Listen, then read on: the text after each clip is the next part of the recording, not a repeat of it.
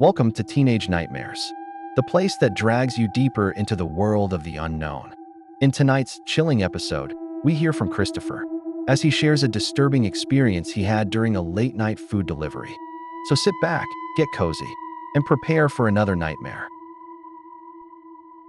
Hello, my name is Christopher, and this story takes place during the fall of 1992.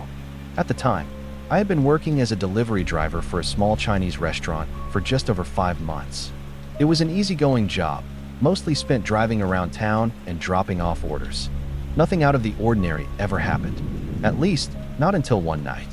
It was right before closing when we got a last-minute delivery, one that would change everything. The order itself was simple, just some fried rice and an order of egg rolls. It only took a few minutes to pack up. I grabbed the slip with the address and headed out toward the house. I somewhat knew the area. It was a rough neighborhood, not the worst, but definitely not safe. I'd never been to that exact house before, but I had an old friend from middle school who lived in that area when we were kids. I used to stay over at his place on weekends. Even back then, the whole area had an eerie atmosphere that used to creep me out. I was uneasy the entire 20-minute drive. And when I pulled up outside the customer's house, I immediately noticed how dark it was. Not a single light on, not even the porch light. The house itself was an old Victorian-style home. Big, gloomy, and silent. I don't get paid enough for this, I muttered to myself as I made my way up to the front door. I knocked a few times and called out that I had their food. A few seconds passed, then a full minute. Still, no one came to the door. I was just about to turn around and take the food back, maybe even keep it for myself, when I heard someone whisper, "Over here." I froze. I looked around but didn't see anyone. "Where are you?" I called out, but there was no response. I was done at that point. I shouted that I was leaving with the food if nobody showed themselves in the next 10 seconds. That's when I heard footsteps, not from inside the house, from behind me. I turned quickly, and there he was, standing about 5 feet away.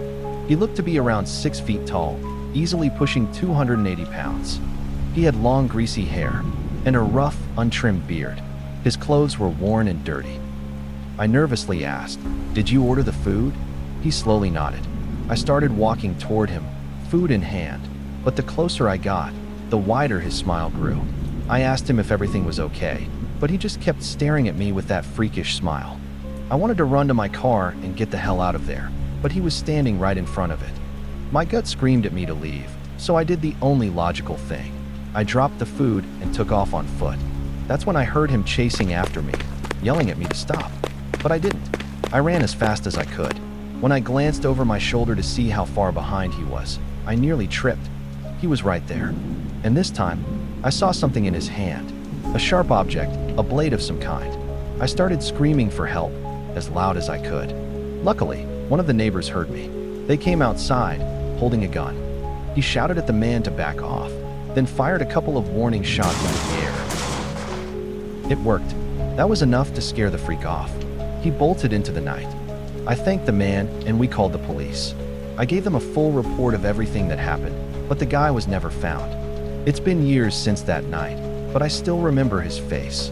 Those cold, dark eyes, and that disgusting smile burned into my memory.